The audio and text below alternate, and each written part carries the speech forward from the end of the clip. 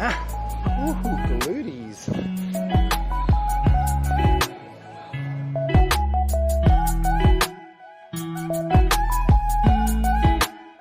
Alright, so welcome back, day 2. Believe it or not, we are starting with front squats, despite starting with back squats yesterday. So today is front squats, sumo deadlift, and then I think it's dumbbell strict press.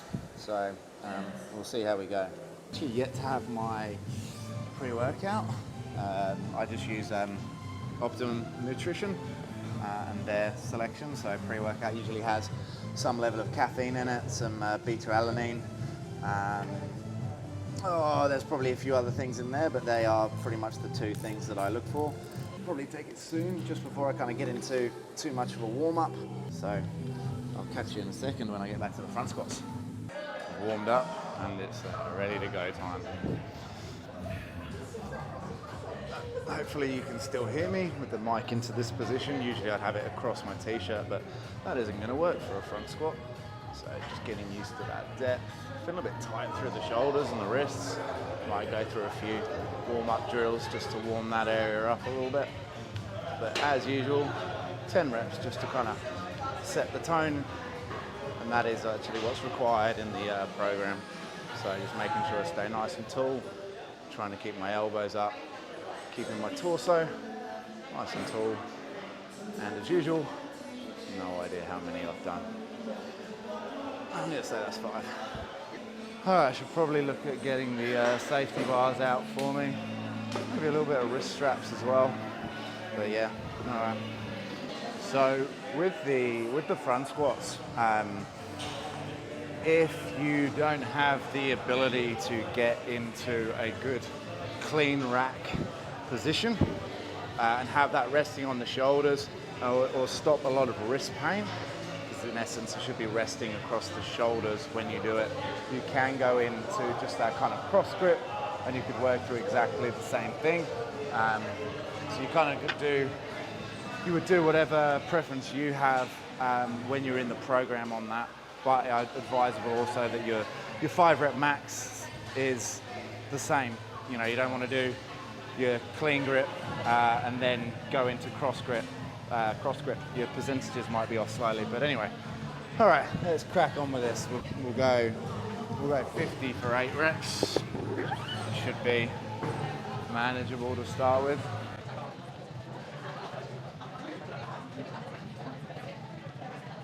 Yeah. It's probably the right sort of weight. So if we consider why why I put back squats and front squats in a program, look, although the muscle stimulation in terms of kind of like quads, glutes and everything like that is going to be fairly similar, in a positional sense of having that bar across the shoulders and the bar across the upper back, it does make it feel like a very different movement. You need more shoulder flexibility and actually shoulder strength to allow yourself to sit there and have that really upright torso. You know, a lot of people when they first start out, it's like a burning sensation through the shoulders when they do like a high volume. It's not always the legs that give up. And maintaining that really tall posture also changes a lot in terms of your thoracic, so your back.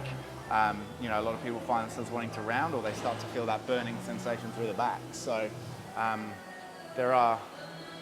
do think it's good to have both in a program, especially when you're just looking to improve your strength over all modalities, and it's not just a case of, or all exercises, it's not just a case of, all right, you're a power lifter and you need to get better at back squat only. So anyway, that's just a little bit of thought for you. I'm going to go into, what do I do, 6 reps.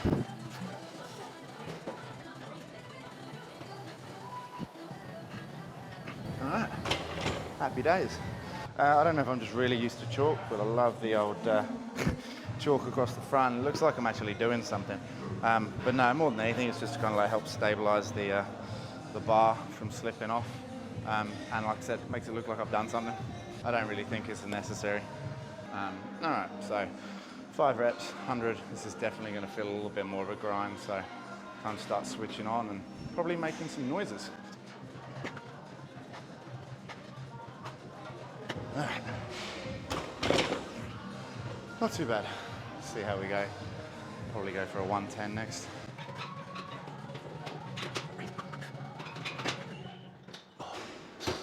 Damn it. Whew.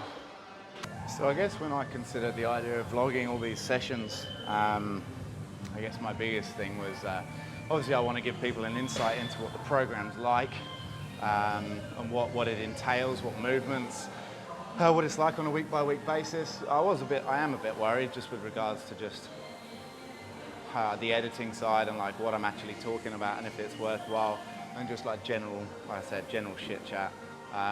Because when I'm in the gym, I don't really know what runs through my head, but there's not much. It's just kind of like weightlifting. Let's just get on with it. Let's get on with this, shall we? All right, let's try and go for 5. Yep.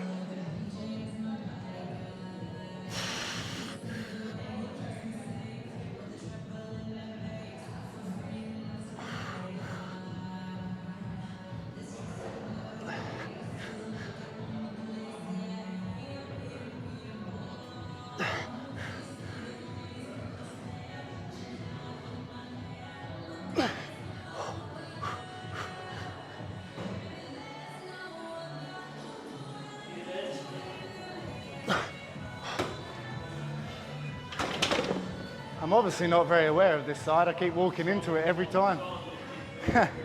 So one question that always comes to mind with like going for a heavy lift is a lot of people also kind of look at the idea of a belt. And I've got nothing against the idea of a belt because I know that would probably give me about 10% more in my lifts, generally speaking. And it does offer a little bit more of a security, but the belt and things like that doesn't mean that you can just, round your back and just push through it, You still want to really focus on that form side of things. Don't ask me why I'm putting the wrist straps on. For some reason, 120 wasn't hard enough. I'm going to try for 125. So let's see what we got, hey? Yep.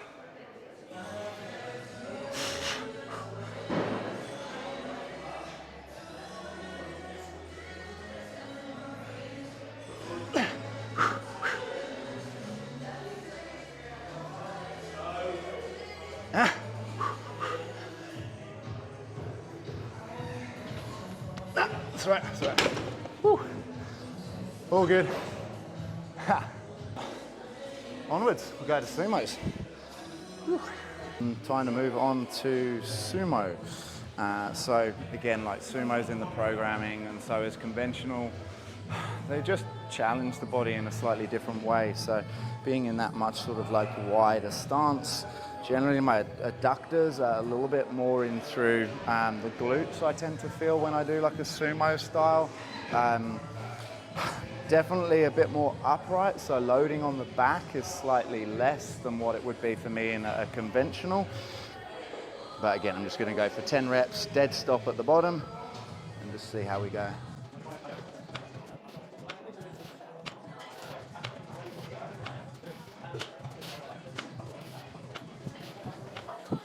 So I did notice on that last set that I think my head wasn't quite in the shot when I'm standing here, so hopefully it's a bit better this time.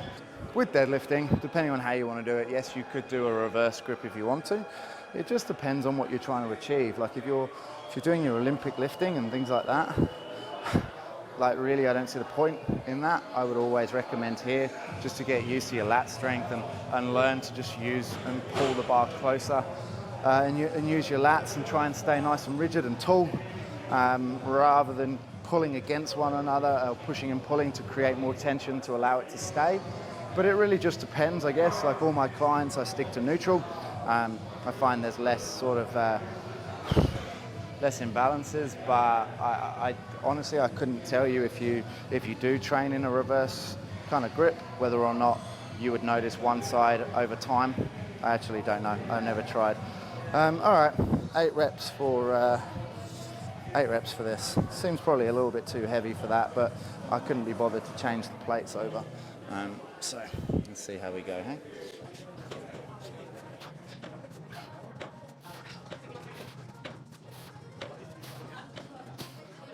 All right.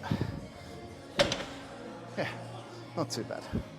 One thing I love is just blue plates stacked. It looks good, but that looks way heavier than it is. So it's just 140. So 140 for 6 should be a manageable load for me.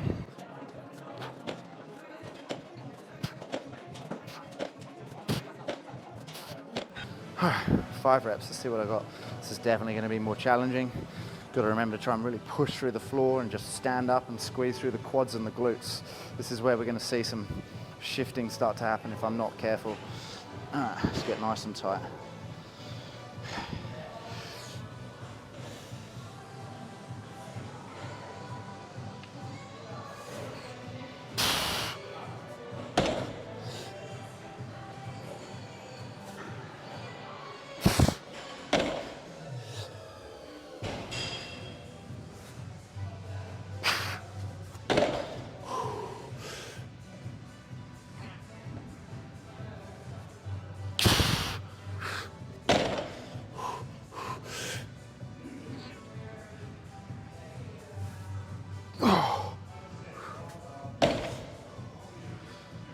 That is a fucking limit today.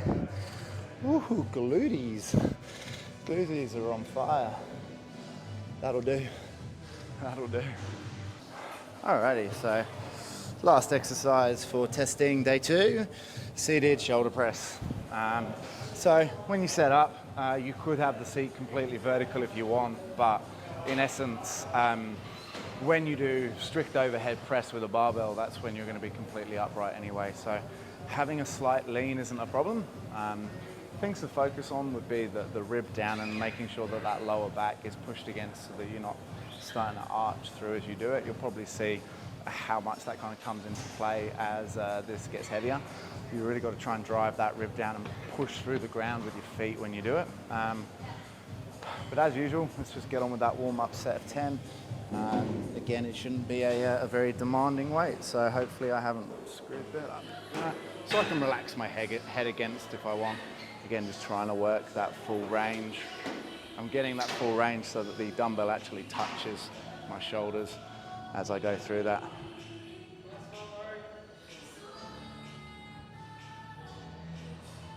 See you guys. You're like, let's be quiet. See, damn, talking to people and trying to count. Story of a PT, I got no idea how many, let's just say that's 10. That worked well. So the last couple of years, I've pretty much just done like CrossFit training. What with my business, in terms of coaching people one-to-one, being a nutritionalist and doing nutrition side of things, I've just been doing like a CrossFit class, like 12 till 1 for the last 2 years, and I've definitely seen improvements on things like my gymnastics and stuff, but probably maintained or dropped a little bit in strength depending on the exercise. Shoulders is definitely one of those that's just like not necessarily improved dramatically. Anyway, 8 reps.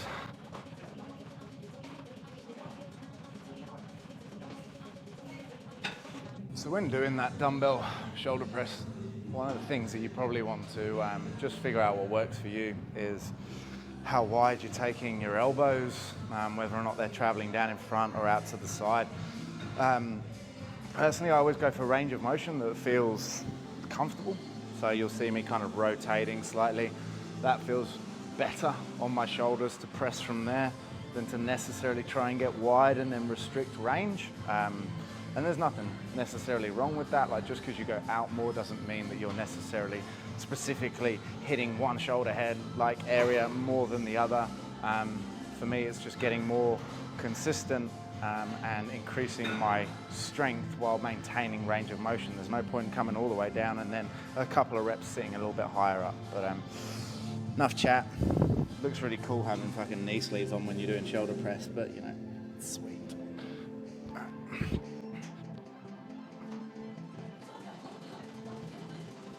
Alrighty, 25s next. So this is the road to getting stronger shoulders. Alright, that's not too bad. We'll go to 30 and then go from there, hey? So as your attempts get heavier and heavier, you probably want to put it close to your knee and then sit it up that way. Swinging it, probably not the most ideal unless you feel like you're able to get that movement up there. So do as I say, not as I do. I'm sure that's it. Anyway, let's see if we can swing these up, eh?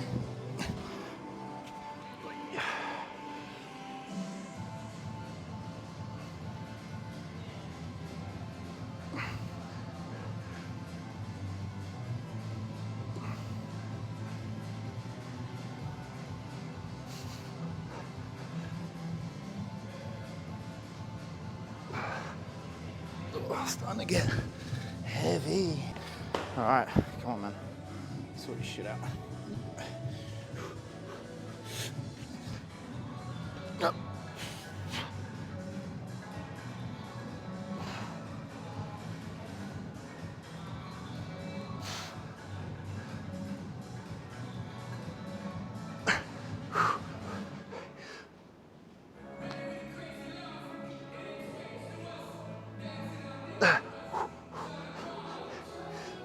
Yeah. Oh. 4. All right, there we have it. That concludes day 2. So I will be back in, I think, to do conventional deadlifts, overhead press with a barbell, something else. We'll find out then, hey?